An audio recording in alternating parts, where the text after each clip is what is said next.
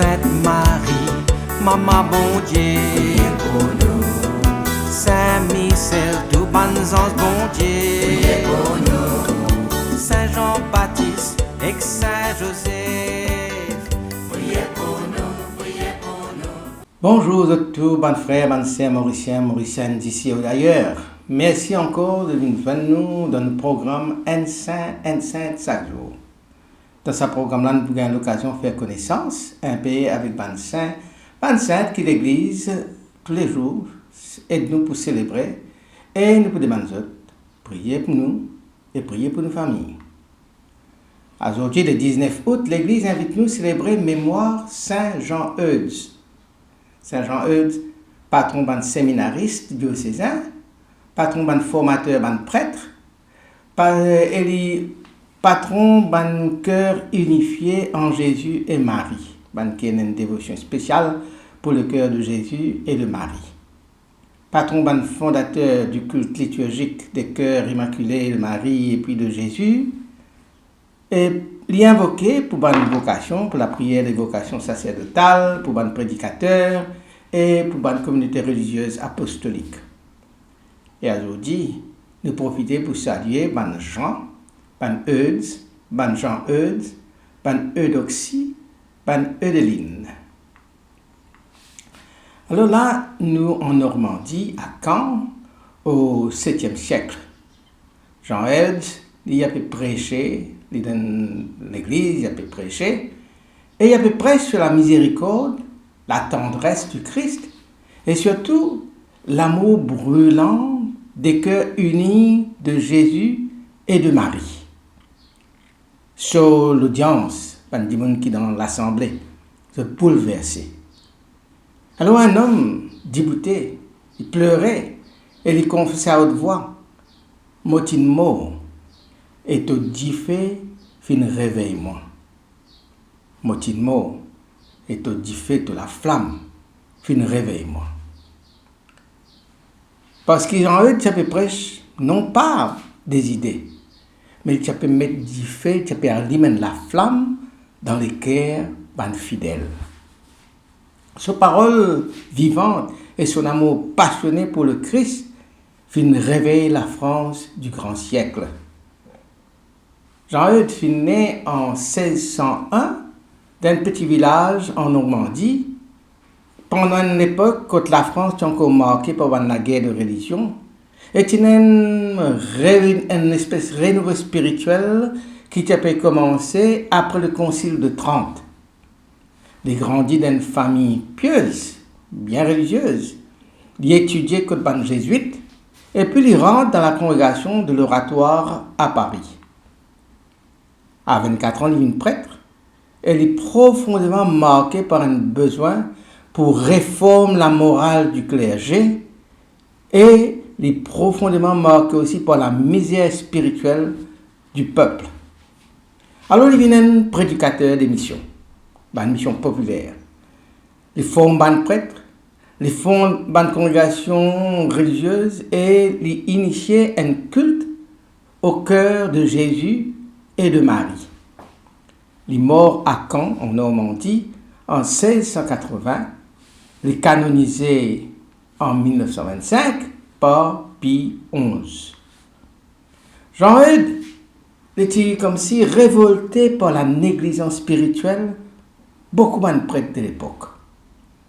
Il rentre dans une congrégation qui s'appelle l'Oratoire et puis il quitte l'Oratoire pour lui fonder sa propre communauté qui est spécifiquement tournée pour la formation d'un prêtre diocésain.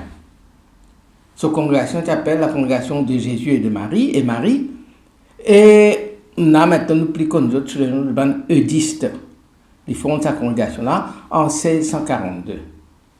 Bien, ce choix, bien sûr, il quitte l'Oratoire, sa première congrégation, il quitte l'Oratoire pour y aller fondre une autre congrégation. Beaucoup de monde pas comprend, il y a beaucoup d'opposition, et il y a beaucoup de palabres aussi qui fanent contre lui. Le titre il est orgueilleux, il y a un diviseur, et il souffert beaucoup, mais seulement d'une tini bien ferme.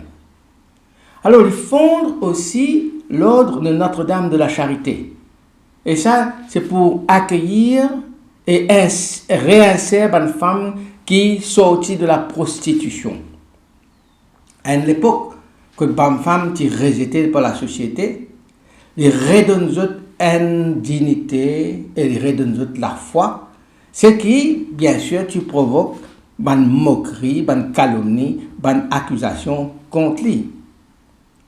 Véritable tournant sur la vie de Saint Eudes, les passé le temps qu'il quitte l'oratoire de France, la congrégation qu'il était avant, pour lui répondre à un appel intérieur plus spécifique.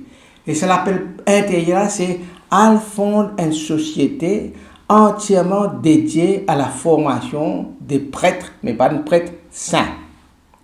Ce choix-là, loin d'être un simple petit choix, c'est un acte de courage spirituel et d'obéissance à l'inspiration divine.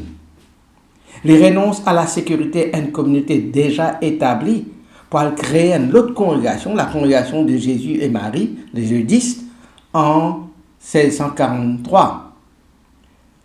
Mais un autre tournant, plus mystique cette fois-ci, qui marque profondément sur la vie, c'est sa découverte intérieure, le cœur de Jésus et de Marie, comme une source de toute vie apostolique. Sa spiritualité du cœur, qui est développée bien avant l'apparition de Paray-le-Monial, finit le centre sur théologie et sur mission. Et il peut dire, le cœur de Jésus, c'est un abîme de miséricorde. Le cœur de Jésus, c'est comment dire un puissant fond de miséricorde. Sa parole qui Saint Jean dit, qui le cœur de Jésus, c'est un puissant fond de miséricorde, c'est pas simplement une dévotion affective, mais c'est aussi et surtout une vision théologique. Une vision théologique parce qu'il fait. Parce que c'est au cœur du Christ. Le cœur du Christ, c'est l'endroit où l'homme fait la rencontre avec la miséricorde divine. Et c'est de là aussi, de ça le cœur du Christ là, que jaillit comme la source, un fruit pastoral, tout un travail, l'action pastorale que nous faisons. C'est de ça le cœur de Jésus là qui ça commence pour tout un fruit. La tradition attribue quelques miracles à Saint Jean-Eudes. Alors, Saint Jean-Eudes n'est pas un guérisseur, au sens, spectaculaire du terme. Mais ce charisme, il trouve dans sa puissance de sa parole. Donc, il y a un charisme de la parole qui te transforme le monde. Parmi les temps, il fait une mission dans l'ouest de la France, par exemple à Caen, à Rennes, à Autun, etc. Il prêche avec une telle force, avec une telle puissance, qui la foule entière se convertit. Blasphémataire, criminel, l'ennemi de l'Église, se confesse publiquement se péché et se bouleversé par la grâce à travers la prédication, à travers une parole qui Saint Jean-Eudes prononçait. Une conversion massive témoigne qui y a la force, pas seulement lui, mais que l'évangile même est la force qui traverse à travers les paroles de Saint Jean-Eudes sur une prédication. Les partis contentent lui simplement presse une certaine morale, mais il annonce un Dieu de miséricorde qui est capable de transformer les cœurs les plus endurcis. Voilà ce charisme. Pas simplement prêche une affaire bien sans la vie, une affaire morale contre le péché, etc. Il est différent. Mais l'importance qu'il vient comprendre, c'est que quand il prêchait, il annonce un bon Dieu de miséricorde qui est dans sa capacité pour transformer les cœurs les plus durs. Après sa mort en 1680, plusieurs guérisons inexpliquées furent rapportées par un fidèle qui furent prier dans ce tombe. Parmi, il y a des enfants qui ne sont pas capables de causer, qui sont muets, et qui furent retrouver la parole. Il y a une femme qui a atteint un cancer qui fut guérie sans traitement médical. Il y a un miracle aussi qui fut opéré après sa mort et qui fut jouer un rôle important dans sa béatification en 1909 et dans sa canonisation en 1925. Et ce miracle-là confirme la la fécondité, si nous sommes capables de cause comme ça, la fécondité spirituelle de cela vie spirituelle, ça peut apporter beaucoup de fruits, et la puissance de l'intercession, même après la mort. Saint Jean-Eudes, il y a encore toujours cause avec nous aujourd'hui de manière très saisissante, notamment dans un défi que l'Église peut trouver traverser aujourd'hui. Par rapport à la crise des vocations, Saint Jean-Eudes rappelle-nous l'urgence pour former un prêtre saint, un prêtre équilibré, un prêtre enraciné dans le cœur du Christ, qui pour capable guide un peuple de Dieu avec miséricorde et vérité. Par rapport à nos sociétés, par rapport à la fracture sociale et spirituelle qu'il peut expérimenter aujourd'hui dans nos sociétés, l'Évangile annonce, l'Évangile prêche un bon Dieu compatissant, un bon Dieu qui est proche avec les pauvres, un bon Dieu qui est proche avec les pécheurs, un bon Dieu qui est proche avec les blessés de la vie. Par rapport à cette rigueur qui est là, une rigueur religieuse, une affaire très conformiste, très, disons, très conservateur, si nous capables, très rigide, très raide, il invite nous à découvrir la tendresse du cœur de Jésus et de Marie, pour vivre une la foi joyeuse, une la foi miséricordieuse, une la foi qui est incarnée dans la vie, dans ce qui nous fait, les reflète aussi dans l'action, les reflète aussi la foi qui nous peut vivre dans Jésus, dans Marie, dans la miséricorde de Dieu.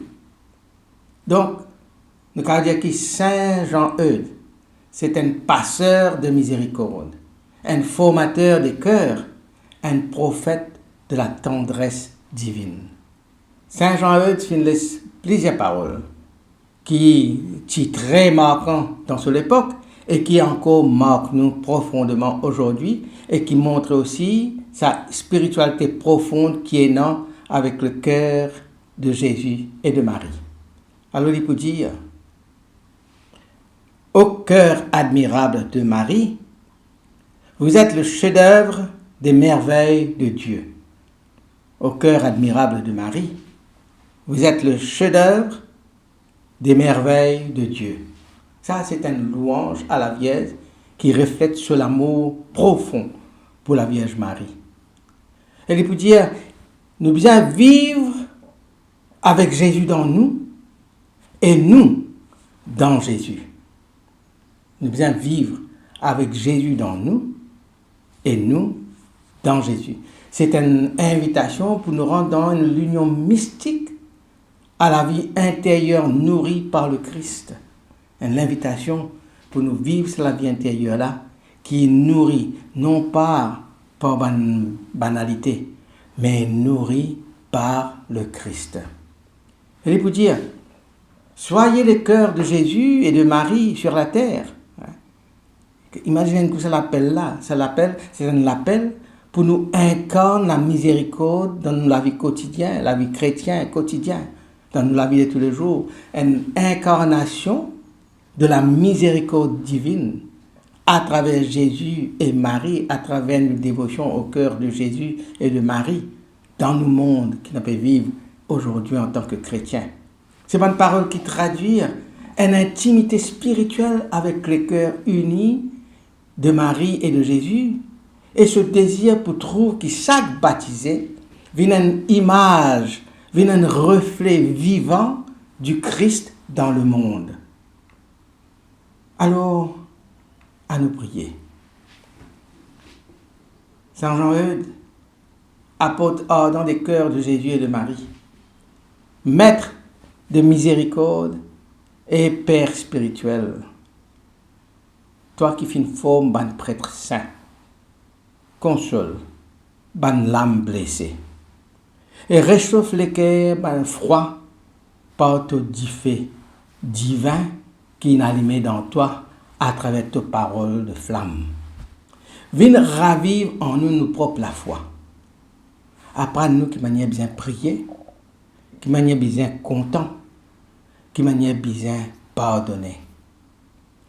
Inspire ban éducateur, ban prêtre, ban missionnaire, puis qu'il est capable de rester ferme, doux, brûlant comme toi dans toute l'action, dans toute la foi. Saint Jean-Eudes, tous les cœurs fin apprendre à vivre dans le Christ et tous les cœurs fin rayonnent sur l'amour partout côté nous aller.